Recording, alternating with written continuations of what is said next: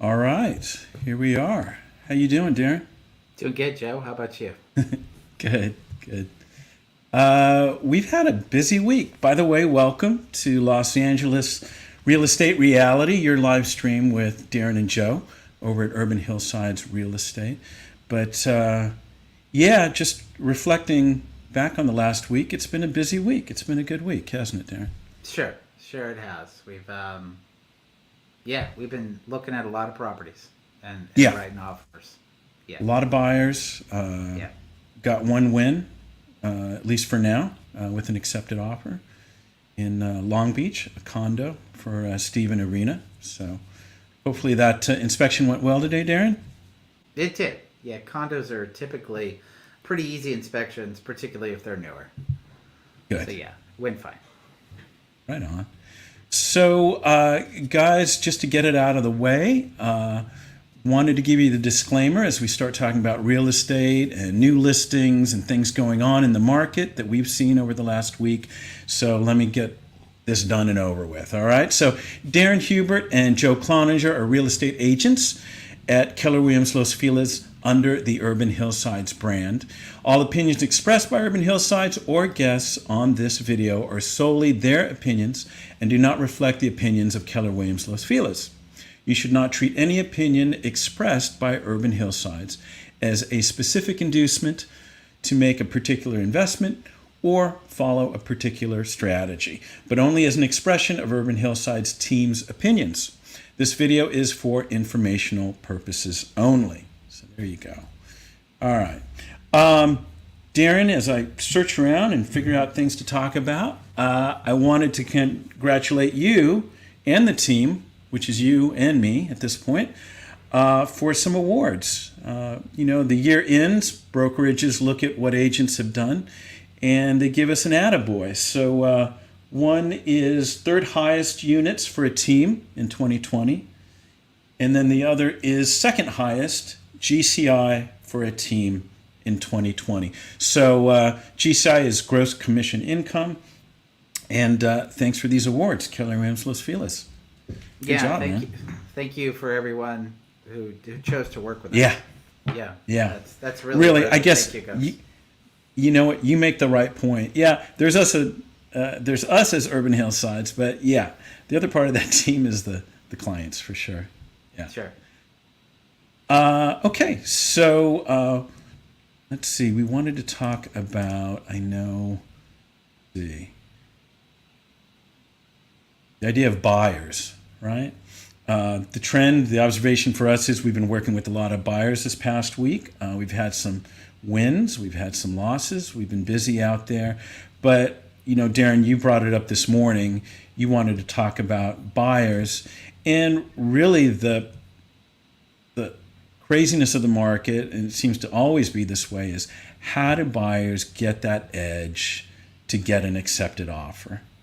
It starts there, but really, you got to get accepted first. So, I know you made a couple points, and I guess the number one thing here is number one, who will close?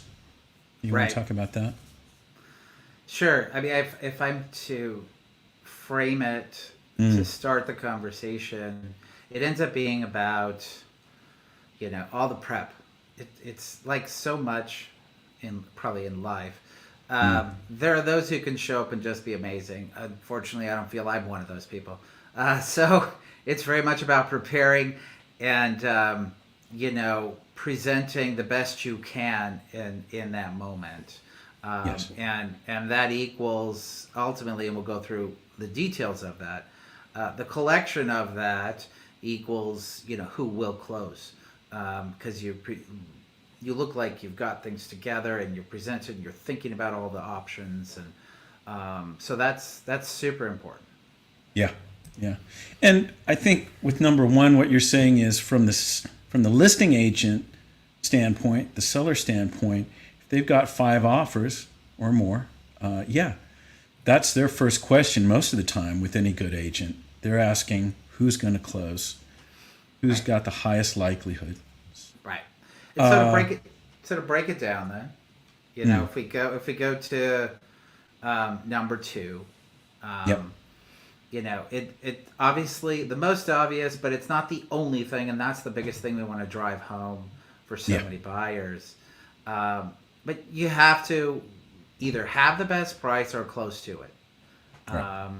So it does start there, but it filters down from there. We've won offers. People get acceptance when they're not the highest price. It Yeah, happens. yeah, It's not. There is a certain margin, or maybe there's some other incentives from a seller, but more often than not, it's the highest price. yep, But then it goes back to the who will close. Sometimes when you can win an offer when you're not the highest price, it does mean you have a lot of other things that make the agent and the seller believe that you're more hmm, likely to close. You're not going to play any games. You're going to get through things and you're going to close. And they'd rather just take that route and a little less money than the headache of jumping into escrow with somebody who might not close, because it's usually a yeah. step back at that point. Well, that's the thing, right? Of course, it's all about price, but you can't really make it that simple. We're going to go through a couple layers here that you really need to have together. The other thing is highest price and we have cash. Sounds great, but yeah, we're going to go through some items here that really make the difference as a total offer that makes sense, that gets accepted. Sure. So the next one that you wanted to mention was most properties these days are multiple offers. So we'll counter to equalize terms, not exactly, but very close. Right. So some of the terms that won't be, they will equalize things, similar to, well, who's going to pay escrow fees, who's going to pay title, how much they're going to pay for a home warranty. They'll kind of equalize all those in a multi-offer situation, but they can't equalize this person has 10% down and that person's paying cash. That's just something they can't counter. Those are two different components for two different buyers. Hmm. And there are other terms like that. It's not just how much money you have, but there are some terms that people just aren't comfortable with. Somebody like a really experienced buyer or an investor may be willing to write with no inspection contingency, whereas first-time home buyer just isn't willing to release that contingency. And Right. some of these things you just can't control, and as you always say, Joe, each person, each situation is customized, and you do the best you can with what you have, and then it's our job to just present what might look good, might look bad, might benefit you, might not, and then you do what you're comfortable with. Yep. Yep. I think the other thing too here, and it's not on the notes that we made, but I think we'll touch on it with number four. But all through this, it's about communication, and it's about sometimes the small clues and that camaraderie that you hope your agent has with the other agent in getting the deal done. Right. It's true. Certainly, it's one of the reasons you end up choosing an agent is because you feel some similarities, some connections, some similar values. You feel like it's a good match for you. Or maybe they're the opposite and you feel you work well with opposites. Whatever the case may be, for the same reason you choose an agent can also have an impact on whether the other agent, leans into helping choose your offer. Because obviously we don't have direct dialogue with the seller when we're representing a buyer. It's our dialogue is between agents. So we make an effort to try to have a connection. And look, the reality is some agents don't want to connect at all. It's just a process and a system, and you're a number and deliver that number. Yeah. And then you just have to respond in that way. Often as agents, we're trying to mimic the behavior it's when you're on the buy side as an agent, you're adapting a little more to the listing agent's behavior because they're controlling the flow of the process and the delivery of the information you present to them, to their seller. And it's influenced by the agent. It is. Yeah. Yeah. When we're on the other end, people are trying to mimic us and engage on a level that we're familiar with. So let's get to number 3. So the scenario now is close in price, lots to consider. So I'll just go through each step here. So 1 is contingency. There are 3 main contingencies. And is it a yes and no? And if it's for yes, how long? Go ahead and break that out. So 2 of them are related to your loan, 2 contingencies. And there are a lot of smaller contingencies, but it always comes down to 3 main ones. Yep. Loan and appraisal. Although you can't present an offer without a pre-approval. You really should always start there before you even start looking at houses and have an understanding of payments. But there are some lenders that will take you through direct underwriting approval and further into the process. And they can also then move faster and shorten the contingency. And even in some cases, feel confident enough to say you don't need that contingency in the offer at all. So you can just remove it. You're absolutely qualified for the loan. So you can write an offer without it. That goes a long way. I was going to say for those of you that are in the midst of making offers and you're actively out there as buyers, some of these things we're talking about might make more sense as opposed to some of you who might be a year out. We have a plan to actually do a buyer webinar that will break some more of this down. So stay tuned for that. We'll let you know. But contingencies. Okay. How do you adjust? Cool. Number 2, down payment amount. So 2 more on the contingencies, Jeff. Oh, sorry. Yeah, it's all right. So then you have appraisal contingency. Now that's initiated by the lender. Sometimes, because of the environment we're in with the multi-counter offers, the price will go up and up. And what may seem like it's a concern of appraising. So there's a secondary component. A lender will only lend on the amount it appraises for. Now, if you're not in the business every day like we are, it's amazing how often the appraised value comes in exactly at list price or at your offer price. The appraiser knows what you've offered on price, and it's not as simple as they're just looking at real value. They're trying to make the number work. Now, if it's too far off and they can't make it work, then they can't. And the appraisal can come in low. So it's a contingency, and if there's a problem with that, then you can try to renegotiate or walk away from the offer. So all these contingencies do is allow for more research, more information to come, and if the information that comes is an issue, then it gives you an out with no penalty to you. You can walk away from the offer and get your deposit returned. And then the third contingency is inspection. And that's just, you're inspecting paperwork, history, information from the seller, an actual physical inspection of the property, often with multiple inspectors in different categories, and that can vary from property to property. The bottom line is on all of these, shorter or eliminating them helps your offer be more likely to be accepted. Okay, so number 2, we talked about down payment amount.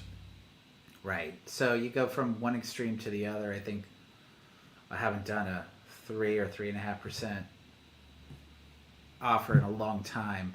I think FHA is 3.5%. Yep. So from the smallest amount, 3.5, you can do VA no down. That also, it's out there. So you can go from 0 down all the way to a cash offer. So, and why that matters, when the down payment is less, the loans just seem to be scrutinized a little more. So although if you're pre-approved, you assume it should still go fine. The loan should be good. And if you're working with a really good lender, that should be the case. But if something was to go wrong, somebody with less down doesn't have the flexibility that, somebody with more down. Like, for example, if you're doing 50% down, an appraisal comes in low, it has no impact on you. You could still try to negotiate, but it doesn't change your loan. It doesn't have to change your price. But if you're doing 5% down and your appraisal comes in low, you have to come in to escrow with more cash or try to negotiate the price down. Your options, you don't have as many options, and you have to make an adjustment. Got it. Okay. Hold on here. Number 3, full deposit, 3%.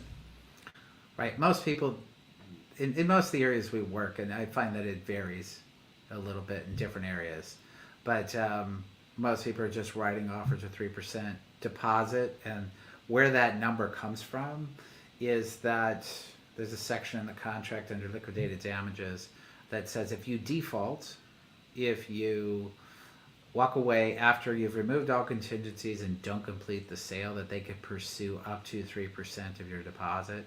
So those numbers are always looking to align. Kind of holds the buyer's feet to the fire to make sure they perform or walk away if they can't within the timelines that they have. Okay. And then number 4, we have seller choice on services. Every now and then there's some agents, gosh, more often than I'd like to see. It just seems like a foolish move to me to try to, write into the contract, I want to use my own escrow company or my own title company. Look, it's a concession you have in a competitive environment. It's expected that the seller will get to choose these services. And most often, it has no impact on the price that you end up paying as a buyer. Right. And these services are supposed to be neutral, serve both parties equally, only act on what's in the contract. And for the most part, they do. Yeah. It's just, and the reason, like when we're representing a seller, we want to work with our people only because it's easier for us. We understand their systems. We understand how they communicate. Everybody's a little different. And it just flows easier. And so that's kind of an industry standard, and giving them their choice of services is what we always write. Right. Not really a negotiation point, just... They'll counter it out. Right. A lot of these things, if they're off, they'll just counter them out. And number 5 just leads to who pays what. Normal terms are accepted typically. So there's things like, transfer taxes, title fees, escrow fees, who pays home warranty, who pays for retrofitting. Yep. The reality is most of this is paid by the seller. Not all of it, but most of it is. It's kind of been set up that way. There's the norms, and the norms don't have to be followed, but they typically are. That's why the norms. So the assumption is that, a buyer has less money and is buying a house and needs to pay loan fees and is just trying to get into the space, whereas the seller is selling their home and making some money from it. So it's been set up that a seller pays a lot of these fees, including the commission for both agents. Right. Okay. And then leading into now number 4, professional presentation, expected follow through. Right. So, the way you present yourself, the way you follow up, the questions you ask an agent, the professionalism and how you engage and the timing of it all it's relevant. It sets the tone for what the agent will expect when you go into escrow. It sets the tone for whether they think you're going to follow through, whether you're going to play any games and you get into escrow. It's funny, we talk about at times, again, this is kind of inside agent dialogue on some level here. If it's a local agent who does a lot of transactions and who's engaged and we are likely to see more often, we do everything we possibly can to maintain that level of professionalism. And,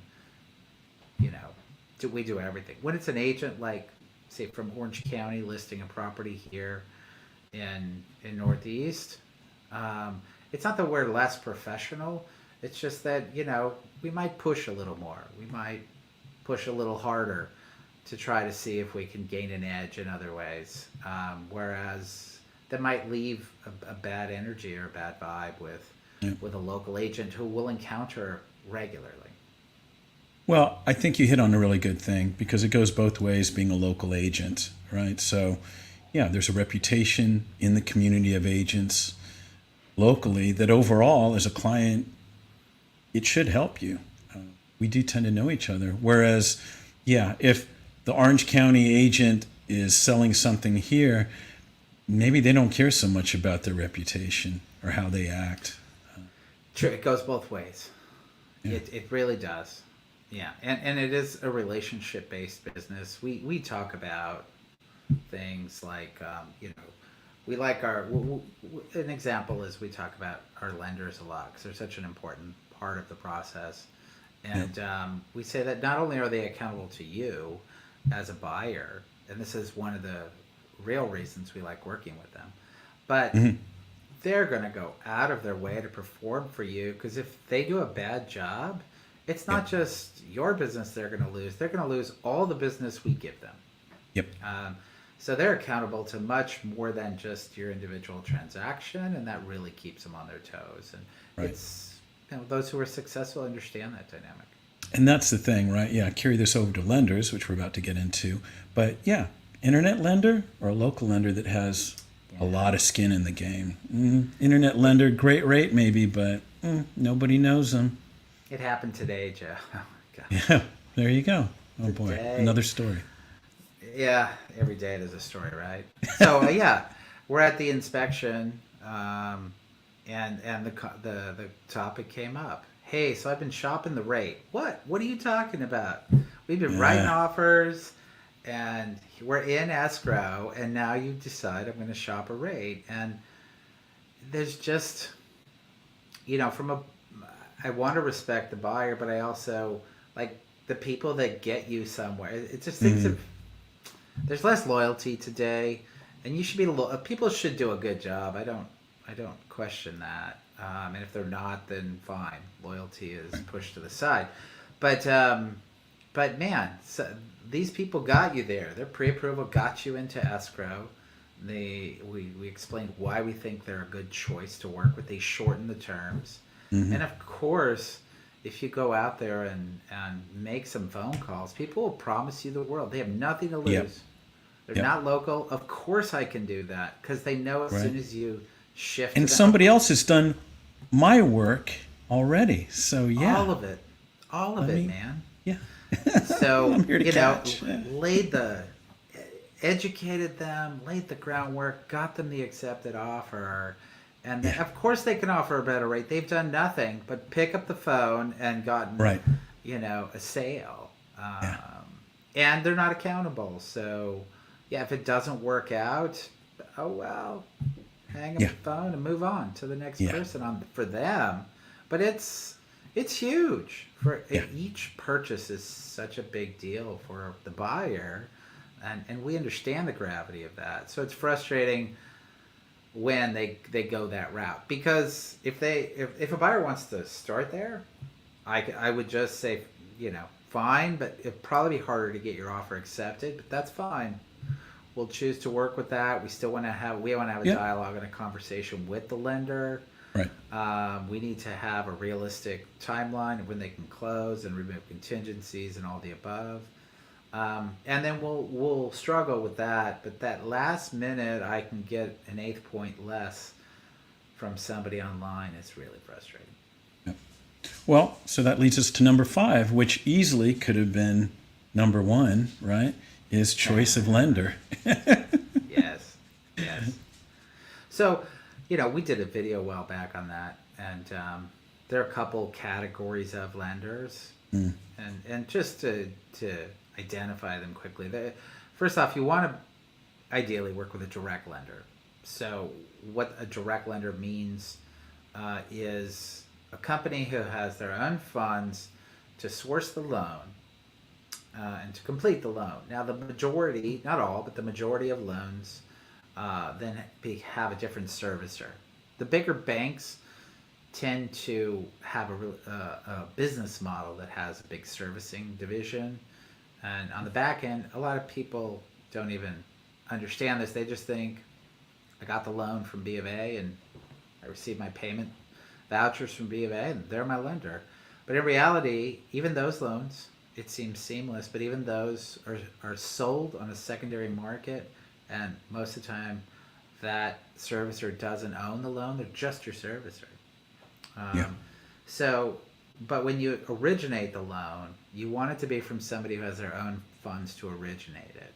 Because the other option is a mortgage broker who just shops the loan from multiple choices, often bigger banks or credit unions. And there's just an additional layer involved there that eliminates any edge you may have. And speed is a super important part of a choice of lender. I understand that it seems the most important thing is rate, and rate is important, but you have to go all the way back to the beginning on your offer has to get accepted. Right. So if you can't move fast, if you can't write shorter contingencies, which was our first item on option 2 after price, then your offer just won't be accepted. They'll move on. Yeah. So you need a certain type of lender just to get an acceptance. Those people who go out there and just continue to write offers and don't shorten contingencies and try to fight the system that just keep getting turned down. And it's our job to get you an acceptance. And again, within the context of all this, this is hyper competitive LA market. These are the little things that make the difference. I don't know, maybe you're out on the panhandle in Texas and maybe it doesn't matter. And you can kind of go through by rote just the rules of engagement that everybody kind of knows. But may not work in a really hyper competitive market. Yeah, no, it's true. And things don't have to be as tight in a slower market, in a market that's more balanced. Okay, and then you put down here per diem, voluntarily. Sure. So, like we just wrote an offer that we sent off today, and we experienced this a couple times. So the lending industry is overwhelmed right now, right? We could talk all we want about how great our lender is and how well he'll perform, but obviously as agents, we get to realize over time people just say what they're going to say to get their offer accepted, and it doesn't always equal results. So I had been thinking about this because of a couple extensions we had where we had to elongate escrow, and it costs money. It costs the seller money to extend escrow, even if it's as simple as homeowners insurance and taxes. Taxes in California are super high on property taxes, but often it's a mortgage as well. It could cost a seller $2,000-$3,000 for a couple weeks extension, and the buyer's like, whatever, it's just it'll be done, but no, there is a loss of money if you don't close on time. So you're still paying that mortgage. Exactly. So they want some security, and I thought about putting it out on our listings, but then I've started seeing some of it more frequently on a response to offers we send out. So we just took it to the next level, and that we're confident in our lender that he'll do what he's going to say. We're putting money there to prove it by basically instituting a voluntary per diem, saying that if he doesn't perform, we'll just pay the per diem. You don't even have to counter us. We're just putting it out. Again, it's just one more thing that might make them feel more confident. That's great. Right. And then the final thing you put down here was escalation clause. Right. This is the cheat. It really is. And we don't use it a lot. Some listing agents just flat out won't accept it. If we use it, maybe we'll ask the agent first rather than just sending it. I remember when I first received an escalation clause, and let me explain what it is for those of you who may not understand. It basically, as a buyer, you run into the conundrum. Most of the counter offers is you end up being blind. You don't know what the competition is. It's not like an open auction and you're just raising your hand because you know what the previous person offered. You don't know. You don't know on your first offer, and you also don't know when you're countering, if you get into the counter process, and most often it's a best and final, which is a blind. They're not saying you have to hit a certain number. They're just saying give us your best offer. So an escalation clause tries to get you through that. It tries to put you in a position where you'll pay the most you're willing to, but not more than you have to. So the way it works is you basically say, let's say it's $1 million property. You'll say, I'm willing to beat any offer by $3,000 up to $1 million. So you set a cap and you set a margin, and that's why I call it the cheat, because they actually want it to be a blind situation often on the listing side, because some people will outbid themselves, and that's the biggest fear of a buyer. It's to pay more when they don't have to. Right. But some listing agents will just say, no, we won't accept that. The one that gets me the most, when I get an escalation clause, I'll just say this because it's one of those little things that digs me, is like, if you're going to cheat that way and I accept it, don't say I'm going to beat an offer by $500. Honestly, I feel like I want to, the other person like put everything out on the table, and you're saying I'll beat them by $500. No, that's not enough. It's got to be, in my opinion, a couple thousand. I want to see somewhere between $2,000 to $5,000 that you're willing to beat an offer. Look, if you're willing to pay $1 million and you end up paying $950, is it really different if you paid $950 or $954? Yeah. You're not having to pay $1 million, so be happy, but don't just beat it by, relatively speaking, a few pennies. Right. Well, and this will be my little add-on because you're reminding me, but I think too, when we're in the position of multiple counter offers, and we're there and we're talking about best and final with someone, kind of the same idea, but for every 10,000 you go up, maybe it'll be $60 a month in terms of additional amount. So back to how much do you want this property and keeping it in context? Because of course 10,000 is a lot of money, but you've got to make it sensible for you. Are you going to lose it for that 10,000 or that 65 a month or 60 a month? Or are you going to go for it? That's the other thing. And we say exactly that when people get to that point, because we don't want them to pay more. Clearly we don't. You and I are both value seekers, and we want our clients to get value when they're, we're representing buyers. But, how much, what you're going to write the offer for, you have to feel comfortable to walk away and say, okay, I'm comfortable that I lost it because I wasn't willing to pay more than that amount. And then you can feel okay that you didn't get it. It's a horrible feeling to say, okay, I'm going to try to save $5,000, write the offer, and you don't get it, and you lose by $5,000. But really, you would have paid more. That's a tough one. Yeah. You almost don't want to know. You find out 30 days later, but you really don't want to know. That's always the question, right? And I think that's a big signal there. The first question a buyer whose offer is rejected asks is, well, what number did they accept?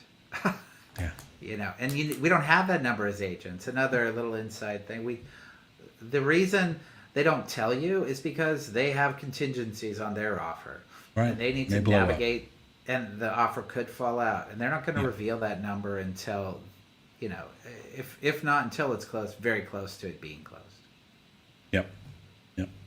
Okay. Well, Darren, was there anything more to add about buyers at this point? Anything No, more? I think it's great. Yeah. It's great. I like Guys, it. again, we'll have a separate webinar for this, but yeah, we covered a lot in a short amount of time. So good. All right. Well, let's jump into some new listings. Let me get set here. And let's see. Share a screen. Edie. And now, one theme we saw last week was we seem to be hitting a lot of small lot homes and a lot of things that were kind of already flipped or, prepped new. So let's see what this week brings. Sure. So we have 48 listings in the last 7 days. And guess, I already know. I think that first one is a small lot. Move on. Wow. Well, let's look at this. So 3670 Hallborough Drive. Look at that castle. Okay. One thing, guys, some of these we've seen a little bit more. Others, we're looking at them with our agent eyes, our lens, and we hope this will show you how to look through a listing at the very least and how we think about it. So let me throw out the pictures here. All right.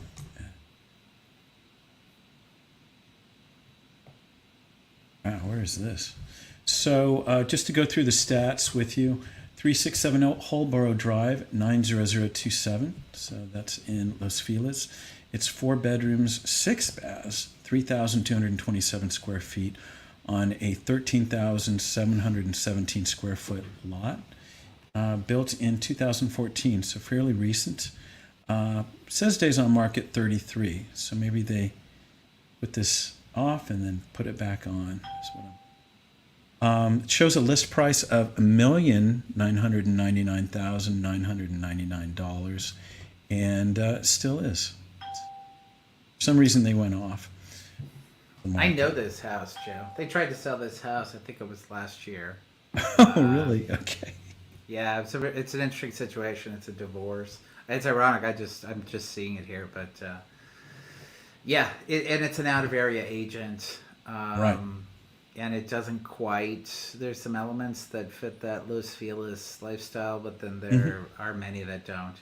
And yeah, look what he did. He only put one photo. One photo. Yeah. That's Yeah, a strange one. Yeah. Yeah. I get it. Well- I don't think they understand the market, the local Yeah. market. That's what it comes Well, let's do this. I don't even want to go through it if we don't have photos to see. So Absolutely. Yeah. yeah, let's just move on.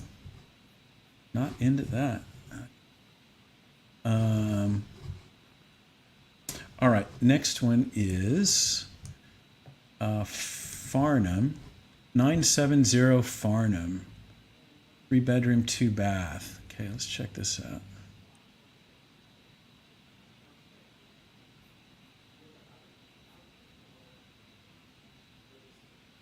All right. So let me get this rolling. Got 41 pictures here. All right. 970 Farnham Street. It's 90042. So it sounds like Highland Park. 3 bedroom, 2 bath, 1,063 square feet. Price is at $899,000 on a 5,894 square foot lot. And built 1924. Days on market 5. This is brought to us by Sarah Love from Mason Real Estate. Let's take a look. I will go ahead and go through the description a bit as we look at these photos. Located in the foothills south of York Boulevard, this sunny honey occupies that rare sweet spot conveniently close to a multitude of Highland Park's renowned eateries and shops: Cafe de Leche, Daughter, Collage Coffee, Shorthand, Joy, Bell's Bagels, on and on. Yet still far enough away from the action to be a peaceful hideaway. Built in 1924, the 3-bedroom cottage has modern upgrades, including 2 designer baths, an open kitchen with stainless appliances, new roof, 2017, new electrical system, 2016, tankless water heater, and central HVAC, air conditioning. Along with a basement, garage space primed for conversion to a home office, screening room, or gym, the property features a detached guest studio with kitchenette and half bath. Making this haven more heavenly is its idyllic backyard, offering picture postcard views, a pergola-shaded lounge area, and a veritable mini orchard. Dare to eat a peach, or fig, or pomegranate, or strawberry, kumquat, grape, or orange from one of the abundant fruit trees or garden beds, while you sway in a hammock and soak up the surrounding cinematic views! Exclamation. Sheltering in place has never been more appealing. Buyers are advised to do their own due diligence in regards to all permits and square footage. So, under agent remarks, Darren, nothing. Oh, well, does warn about possible unpermitted spaces. Sure. That was it.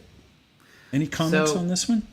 Yeah, if you scroll through the photos, this is a typical, some components of typical hillsides, meaning that it's all the way back at photo number, see here, photo number 38.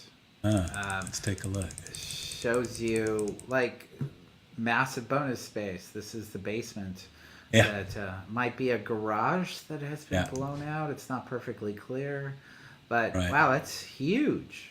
Yeah. Huge space. No windows, seems like, down there, but lots of storage, lots of possibilities with that space.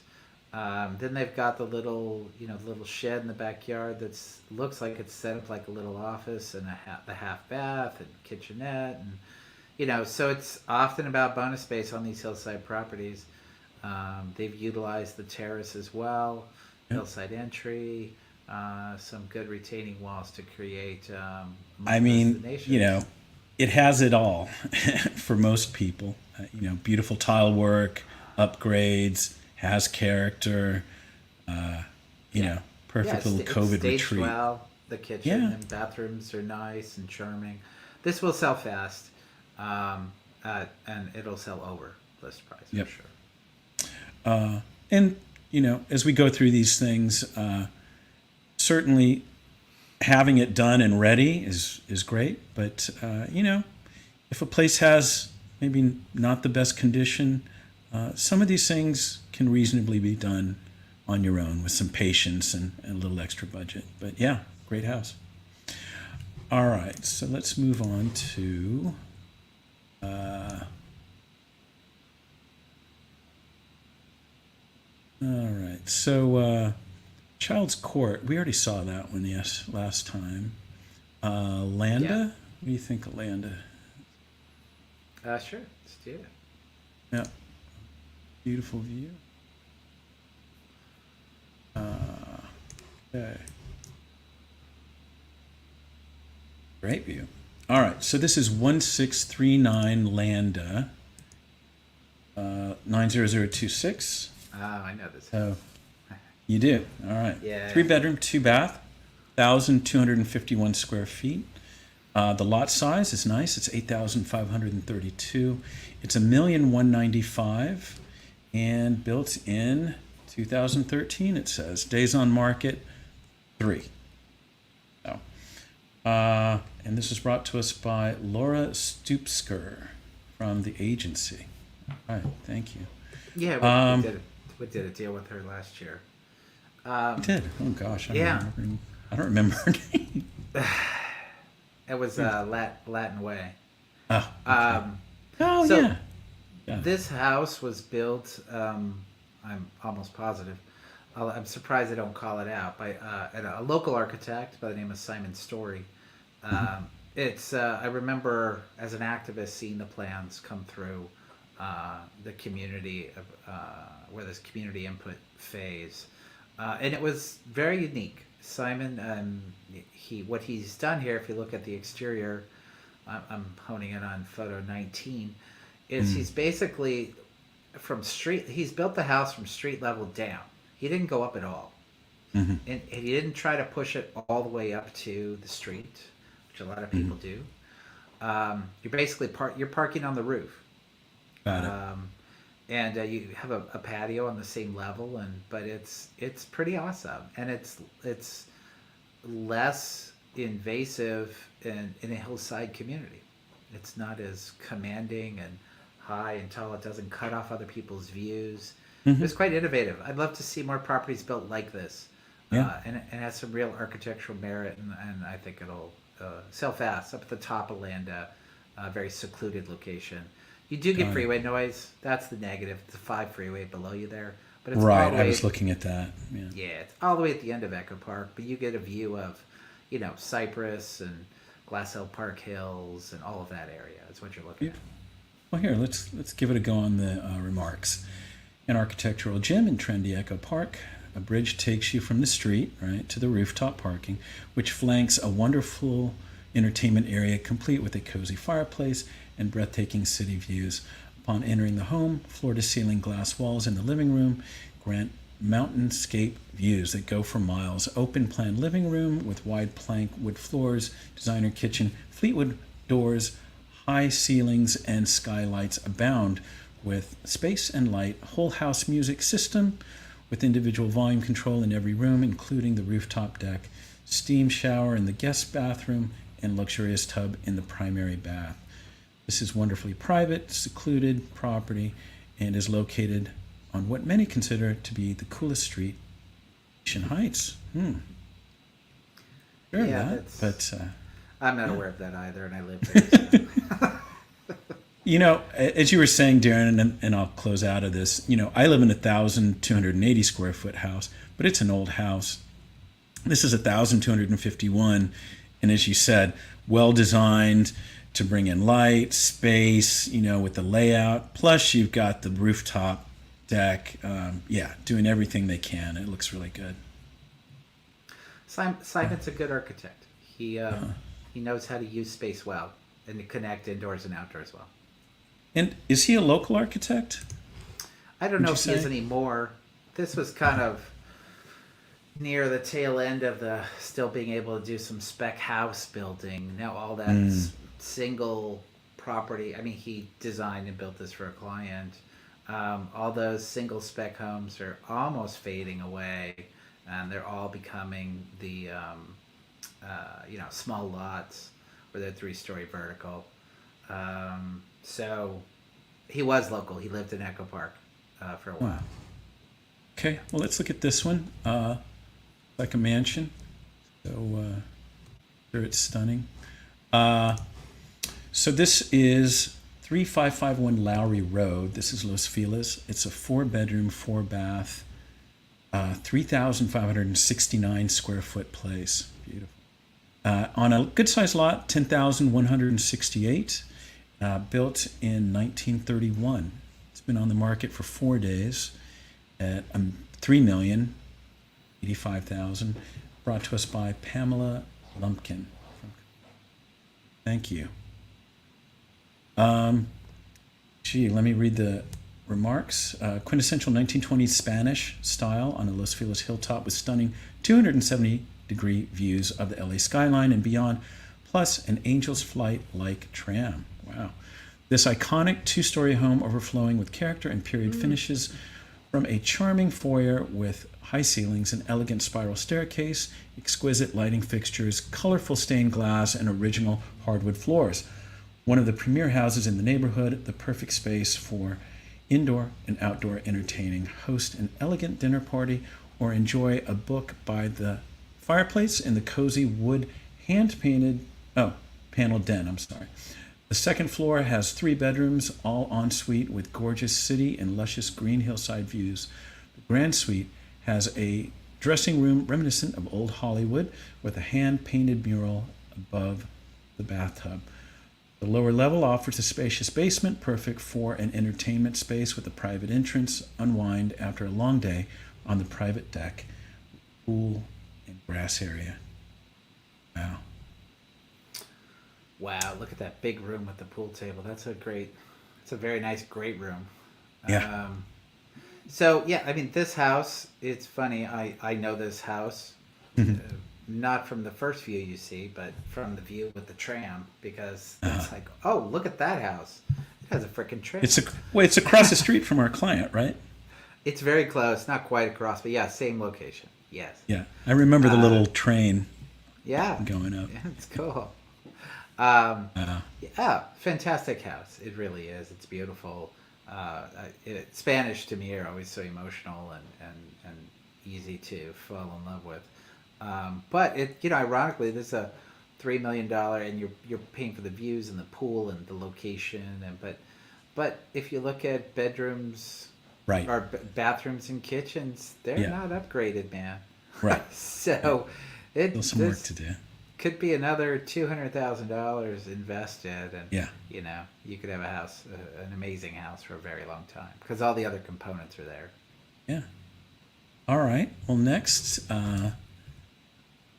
when they're perfect like that, it's almost can't say anything. Let's see. Well, yeah. with $3 million, I can find buyers a lot. All right. Well, let's look at this. 1530 Alessandro. This up. And, okay.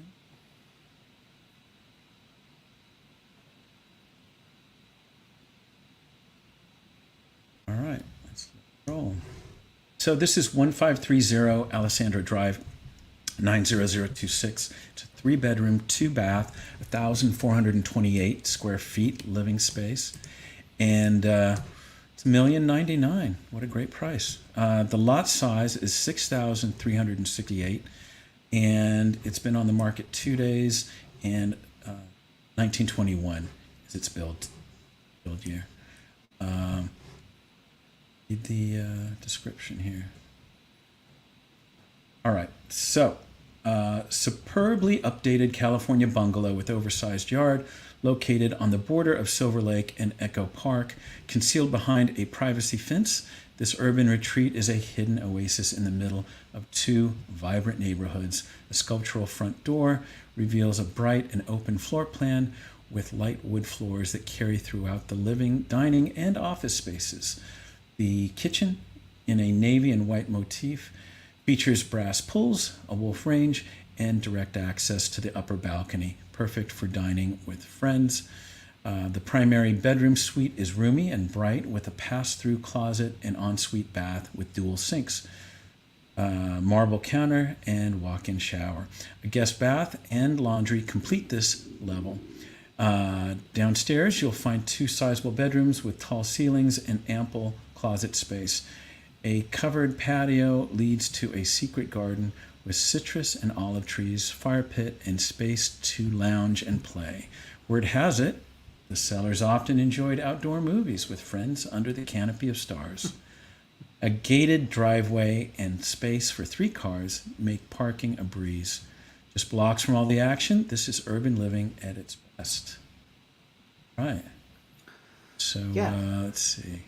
Nicely remodeled, nice finishes. Yeah. Very large lot. Nice work on the yard to the 2 terraces, 1 concrete, 1 more pebble. Both destinations. Looks nice. It's a tough street. It's a narrow street, so them talking about parking is important on this street. So it's good to know that that's there. And it's a reasonably sized house, and priced well for the condition.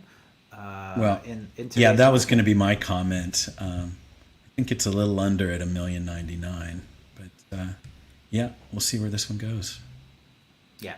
All right. Well, this is Alyssa Valentine and Kurt Wisner, so thanks for that. Let's move on. Okay, next is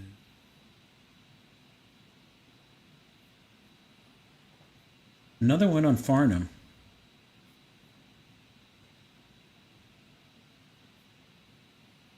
Hidden Oasis, I bet. Open link in new window. So this is 1045 Farnham Street, and it's Highland Park, 90042, 3-bedroom, 2-bath, 1,040 square feet for a whopping $995,000 on a fairly smaller sized lot at 3,828 square feet, built in 1922.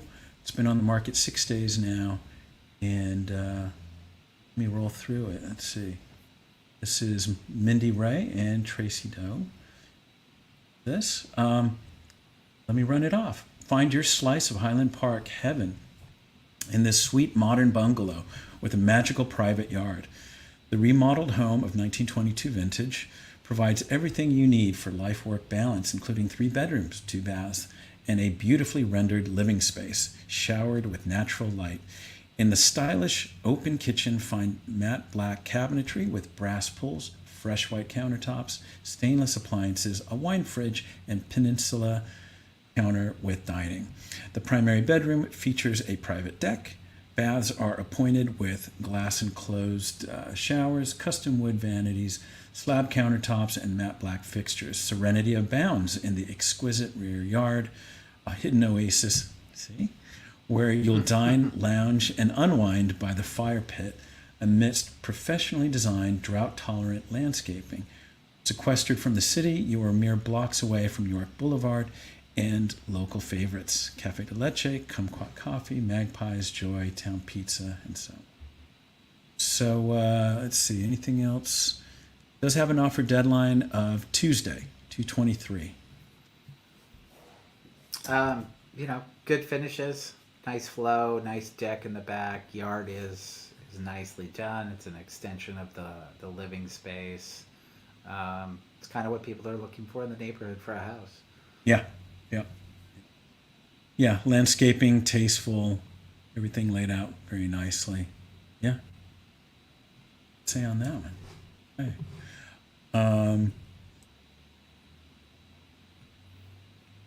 All right, next we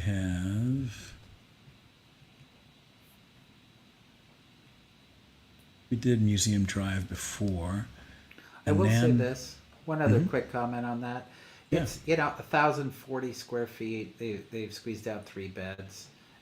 Two of the bedrooms are quite tight, and this one doesn't have like the bonus basement or the detached unit. Right. So it will feel a little smaller. I think the price is still good based on the finishes and the quality, but well, you make a really good observation, Darren, because photos are meant to bring you into the space for curiosity, and you do need to make that comparison between the photos and what are you getting in that 1,040. The other thing I'll point out that always it was an old way of designing houses. You used to walk out the kitchen to the side to go to the backyard. This house unfortunately has that flow. So I personally, the flow would not work for me in that you're gonna the bedroom, you can get out to the backyard through the bedroom, but if you're having a party, you're not gonna have everybody walking through your bedroom. Right. To get to that back deck is only through the bedrooms. So if you're avoiding the bedrooms, you're going out the side yard and down the side to get to the back. Really good point. Yeah, that was a good one. Okay, so we'll go to Annan Way. We didn't look at this one.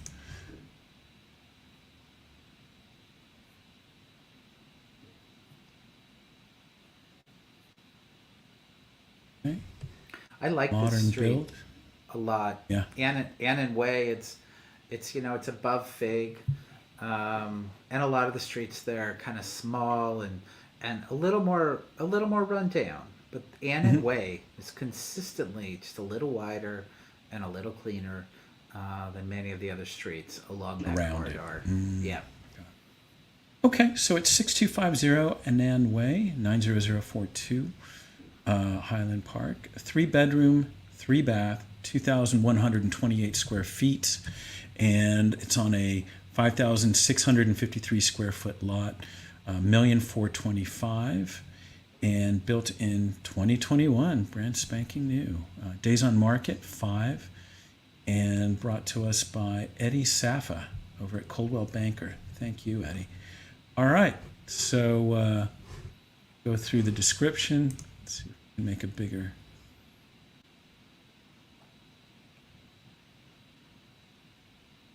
There it is. Okay, stunning new construction in North Highland Park. This elegantly contemporary designed cul-de-sac home offers a suburban living experience while being a short drive away from downtown L.A., Glendale, and Pasadena.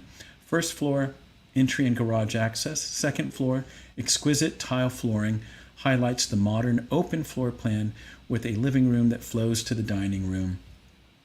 An extravagant European custom-made kitchen and direct access to the professionally designed and landscaped backyard, including a marble top barbecue bar. A master bedroom suite with bathtub with direct access to a large balcony completes this level.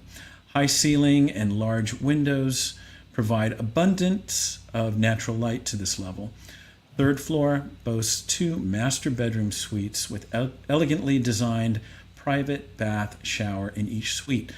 One master suite has private access to a breathtaking balcony, plus or minus 200 square feet, with open view of the surrounding nature. Property boasts smart home features, including security cameras, central music, internet access point on all levels, remote lighting control, ring, etc. Viking kitchen appliances, 6-burner, boasts a standalone range oven, large refrigerator, dishwasher, and microwave. Modern glass railed staircase leading to third floor, ambience lights in living room and kitchen, modern enclosed remote controlled fireplace with color changing ambience lighting, plus or minus 2,000 square feet of excess land. Anything under the agent remarks? Let's see. Oh, it says listing agent has partial equity interest in the property. That's it? Yeah, this guy's done a project over by Echo Park Lake. Okay. Next to a friend of ours. So Is this the one? Is this the one with the? Are they small lots? yes, they are. Yeah. They overlook the lake on the west side. Got it. So it looks like they built at least 2 just from the photos. Looks like there's a brand new one right next door to it as well. Yeah. It does seem nice and open, and the common areas seem to flow between each other. So the backyard is they built a very large retaining wall at the back to give you some outdoor space. From the photos, it looks like it's not very connected to the house. I know it has a door that takes you out there, but it looks, because then there's a giant blank wall, but lots of destinations for sure. Yeah. and brand new, and big square footage on one of the best streets in that neighborhood. So yeah, right, with that big wall. Yeah, what could you do with that other 2,000 square feet? Behind it, gosh, it would take a lot of money to get up there and do something with it. My guess is it's just a maintenance situation to maintain it. Yeah, it's just what it is. Okay. Just one observation, and it's nothing against this house or houses that we look at, but I know you mentioned this a couple days ago. Gosh, will we ever not paint a wall white? You start seeing the same styles, the same things in a lot of these houses, and what's next for design? It's hard to know. It's been white on white for almost a decade now. Okay.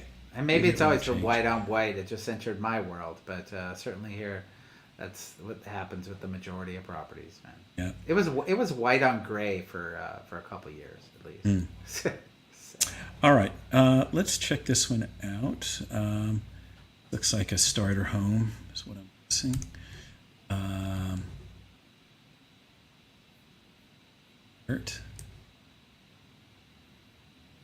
So 5900 Fayette Street, 90042. Interesting picture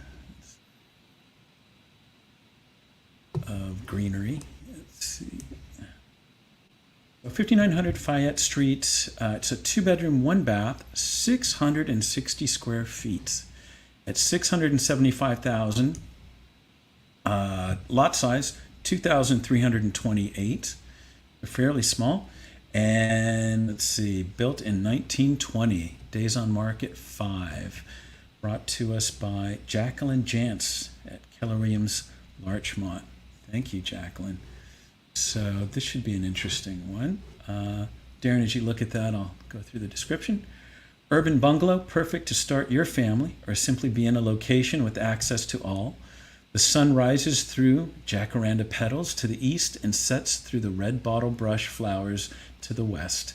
Tucked in between is an adorable Highland Park bungalow with great outdoor space, fruit trees, veggie garden boxes, well cared for private bushes, and huge pergola make this home feel like an oasis in the middle of one of LA's most thriving neighborhoods. The block has great community spirit, the kind of place where everyone knows each other and comes together for block parties every summer and goes all out with Christmas lights in the winter. Home is well maintained. Current owners bolted the foundation, added new gutters, replaced the condenser for the AC, and vigilantly maintained the property. The home has several built-in mahogany bookshelves. A spacious walk-in closet has doubled as an office music room.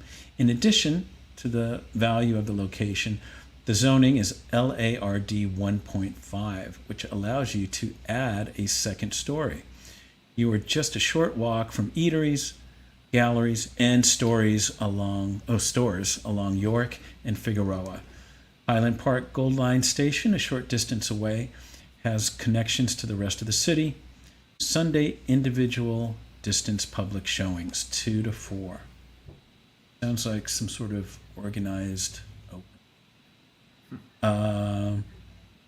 That's it. So, any comments, Darren? Sure. You know, you see a house like this and a little less polished in the presentation. I mean, it makes me kind of happy that there's something available in this price range. But right. It's small, you know. You've got it's very livable. I could see a couple living there being very comfortable. Obviously, just what they've done is they've created outdoor destinations and some of the components of the house, the fixtures are a little more simple and fundamental, so there's opportunity for improvements, but often that's the ideal scenario, that everything's seems like it's functioning and working well, but you can improve it over time. Yeah, I saw maybe some kitchen improvements later, but you know, if you're comparing this to a condo, looks pretty awesome. Having your own yard is great. I mean, even if it's the lot's only 2,300 square feet, it's small, but still, it's just having your own yard is pretty awesome. And the comment on the 1.5, anything there? I don't think. I think that comment is wrong. LARD, the advantage of LARD 1.5, it's basically 1 unit per 1,500 square feet. That's the way I was reading it. That's all it means. It has nothing to do with how many stories you build. Yeah. And the fact that it's only a 2,300 square foot lot means you can't build a second unit. Mm-hmm. You might be able to get an ADU in there, but you'd have to squeeze it in on the lot. I don't know. Is there any parking, Joe? I didn't know. No, I was just looking. Photos. No. No Uncovered spaces, garage spaces, carport, none. Yeah, so I didn't see any street view that indicated whether you can get parking in there. Yeah. It's hard to tell from the trace of photos. Okay, let's move on to College View Place. You like College View, don't you? I do. It's a nice Yeah. street. You?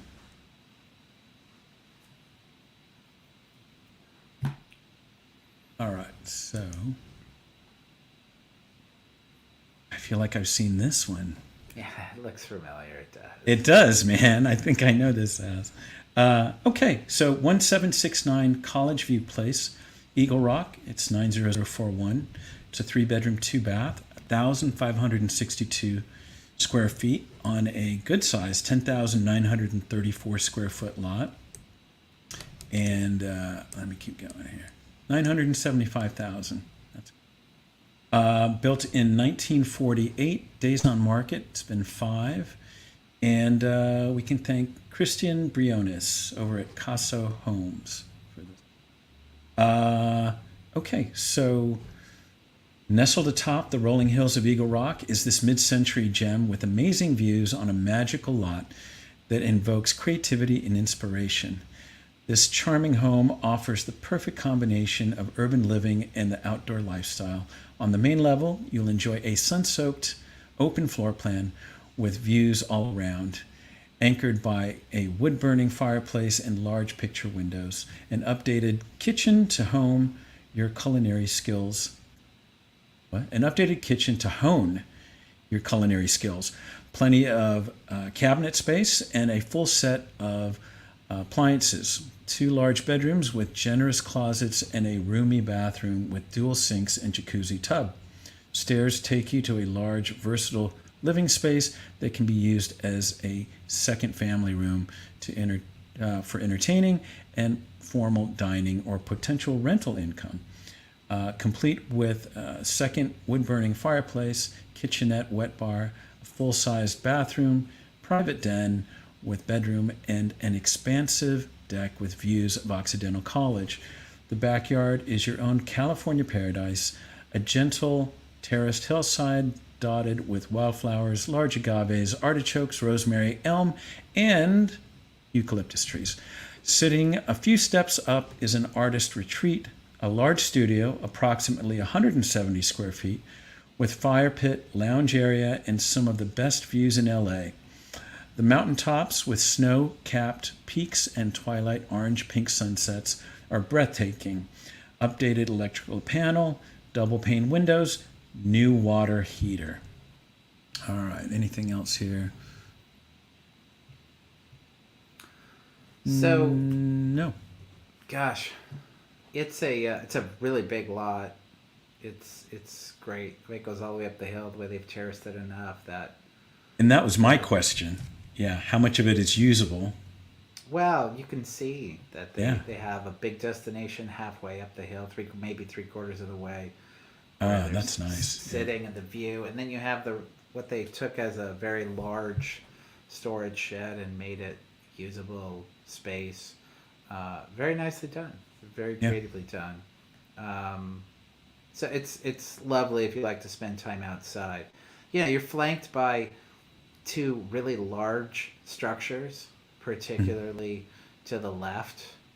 There's multiple structures running up the hill. A little inside, as an agent, I probably wouldn't have chosen that photo to show that aerial, but it's a reality. I mean, you could see it on Google Earth. It's actually an apartment now that we just saw. Yeah. Oh, 100%. That's an apartment. Yeah, it's huge. I'm guessing maybe that's, at least 6 or 8 units. Mm-hmm. To the right, that may be a house.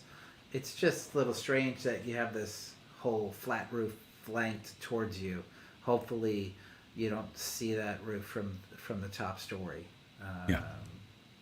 But the house looks great. The patio in front, patio midway up the hill, the additional detached space. I mean, gosh, as a work from home, you're leaving the house to go to the office. You might have to get out of your PJs. Too many neighbors might see you walking up the hill.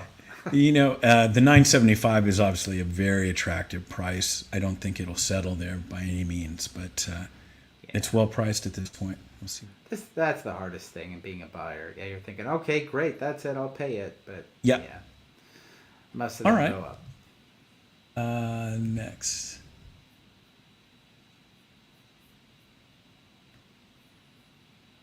Okay. Go to Eagle Rock. Seldner. I think we did this one last week. Yes, we did. Aberdeen. Does that ring a bell? Does I think not. we did that. Try it. No. This might be a little bit out of our traditional buyer price range, John. I've got to say, Just might.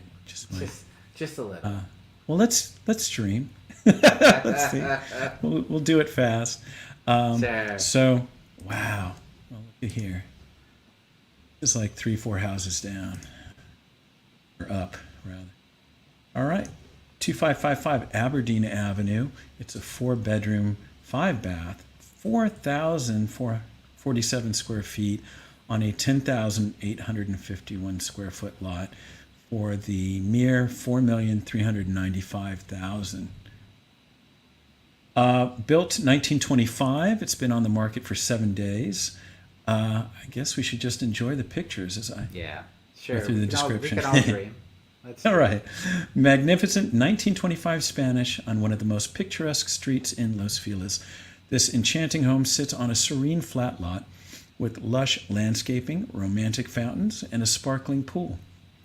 The main level offers a thoughtful floor plan with a generous living room overlooking the picturesque front fountain, formal dining room with built-in bar, and an open kitchen.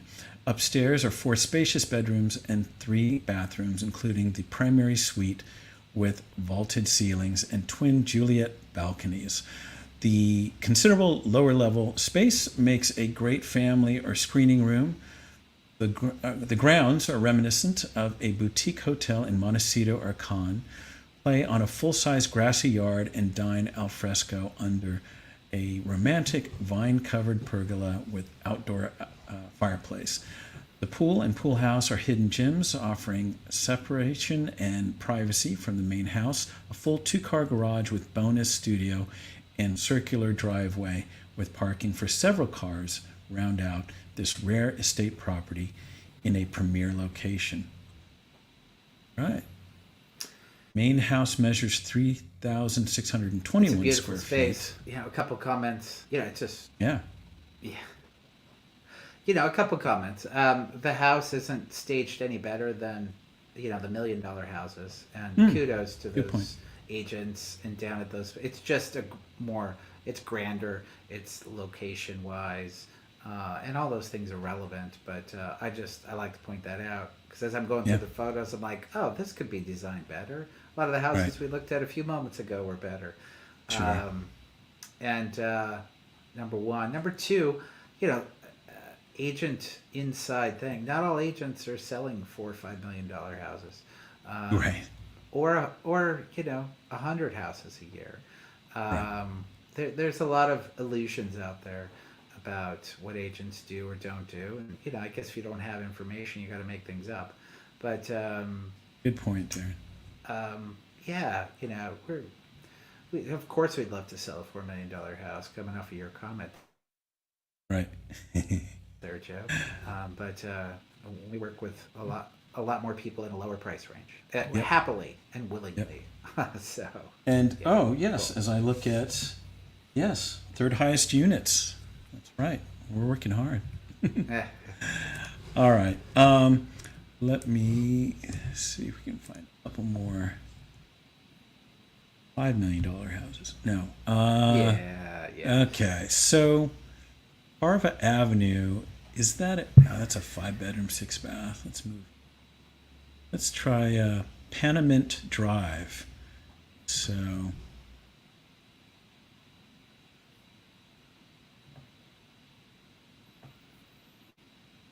this is 2107 Panamint Drive. It's a 3-bedroom, 2-bath, 1,899 square feet, and let's roll.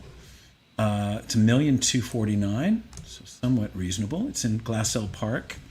and it is on a 4,689 square foot lot. It's been on the market for 5 days and built originally 1963. Brought to us by Joseph Shiro at Plush Home. Thank you, Joseph. Stunning, light-filled, mid-century home in prime Mount Washington Glassell Park Hills, situated on a quiet cul-de-sac and offering breathtaking views that span from downtown L.A. to the Griffith Park Observatory and the surrounding mountains. The perfect open floor plan allows seamless transition from the living room, dining room, and family room den. Large gourmet kitchen with granite counters and adjacent laundry room pantry. Large living room with wood-burning Caesarstone faced fireplace, private master suite with walk-in closet, and updated bath with marble counters. Separate wing with 2 bedrooms and updated bath. Features include recessed lighting on dimmers throughout, hardwood floors, double-paned windows, plantation shutters, central heating, air conditioning, and new carpeting in the bathrooms. Newer roof and owned solar. The seller's electric bills have dropped dramatically. French doors leading out to a beautifully landscaped garden. A zen-like atmosphere permeates the spectacular setting. Rooftop deck for entertaining an outdoor spa with views. Deep 2-car garage offers abundant additional storage and ample street parking. California living at its finest. I do not see any other remarks on this one. Nope. Yeah, I personally, I was just thinking about, somebody was speaking to me earlier about buying a property, and I'm like, just something with some architectural value is the comment I made. Mm-hmm. And I typically say anything built anytime other than the 80s, which I think was the lowest of the low of architectural merit in our entire country. So this is an example of just the style of design, how they built this into the hill and the flow and the garage, and it's a very 1960s house. And the proportions in that era, when they built in that decade, were nice. They went from the 50s, they got a little larger. Some of the rooms got smaller, but the common areas got bigger, and they connected a little more. And they were a little better at connecting to outdoor space. And I think this is an example of that. And for that, curb appeal and flow looks appealing from what we can see. Very complete house, compelling with the views, and as you said, the layout, the vintage, a lot of good things here. Yeah. Okay, next. Okay.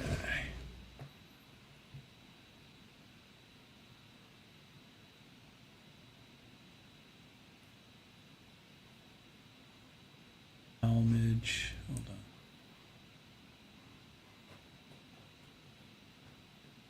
No, let's go to Lowry Road. Here we go. Maybe.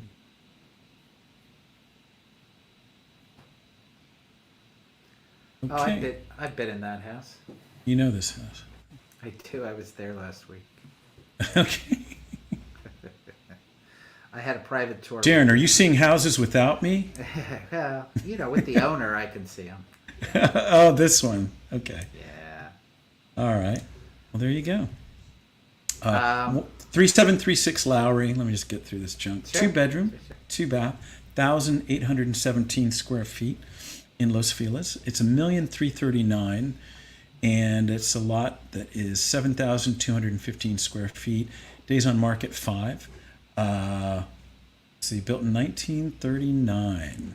Brought to us by Benjamin Shapiro. We're at Normand and Associates. So you want to just break into some comments? Sure. Longtime family house. I saw it with the son of he's now the owner. His parents owned it and lived there for like 50 plus years. I'll point out the negative right off the bat, and the house is moving down the hill, so there's some foundation work that's needed. Internally, it's not awful in the house, but it's definitely needs foundation on the outside, and the interior space is nice. The views are super nice. The views could be even more spectacular. I think the windows are even small for the views that it offers. If you're looking from the inside, it feels kind of restrictive. Could be opened up because they're spectacular views. And it flows well. There's also, but a lot of the elements are original, or not original. I'll take that one. It was probably remodeled in the '60s, is my guess. And there is a 2-story detached. I don't. He doesn't even mention it in the write-up. I'm surprised. There's a two-story detached structure, which is massive. It's built off the back of the garage. Oh, wow. And yeah, you could see it in photo 34. Yeah, let me go. It looks very. It's not very period appropriate. Oh wow, but that's a lot of space. That whole thing is it's an addition that was unpermitted, and the whole downstairs is ceiling high. It's a lot. It's probably 400 square feet, maybe more. But the problem is the whole corner of it is sinking pretty heavily. So, I noticed on one photo, a 35 vertical crack. Yeah. We'll look at 35, and you just see the floor. What's happening with the floor? Yeah, and then it continues there. Yeah, but it's lovely. It's a lovely space, and it could all work for the right buyer for sure. Yep. It's well priced for the neighborhood. Right. I would say maybe, and this is me just spitballing, but it's definitely in a neighborhood of $2 million homes. Well, you nailed it. It's $2 million to $2.2, somewhere in that range finished, if you can keep that bonus space somehow. Yeah. But it's foundation work and then a typical interior remodel and landscaping. It's very doable. I'd say it's probably $300,000 remodel at that price. There's a lot of margin. So if you've got a lot of cash, and amazingly, there are buyers, who have that kind of resource who will buy and fix it and stay there. Yeah. All right. So 2 on Lowry today we saw. Okay. Let's see. Let's just do a few more, Joe. Yeah. That's why I was skipping a bit. Let's see. Let's get some other ones here.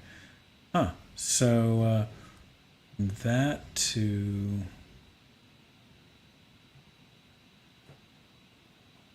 Glen Albin.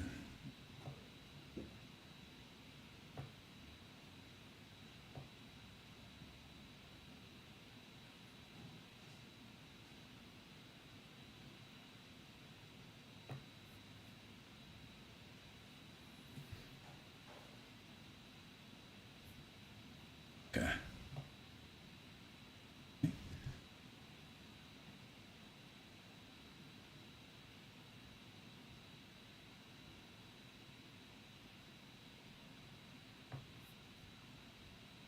Okay, so 4932 Avoca 90041.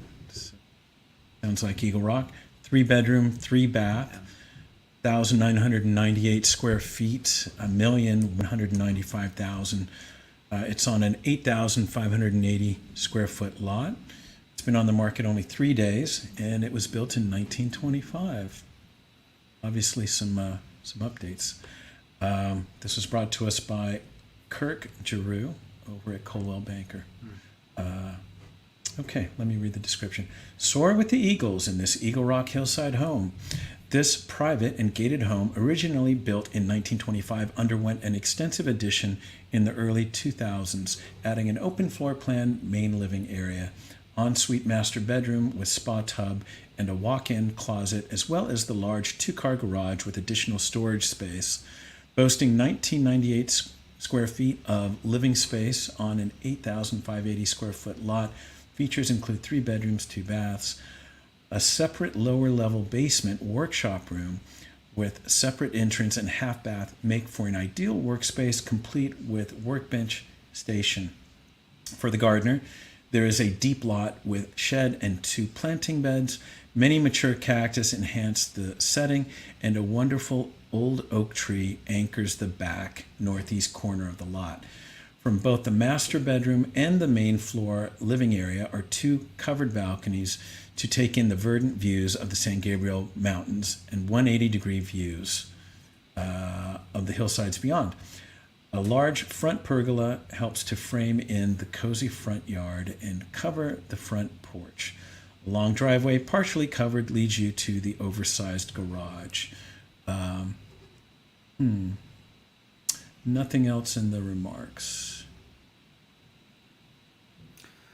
So it looks clean.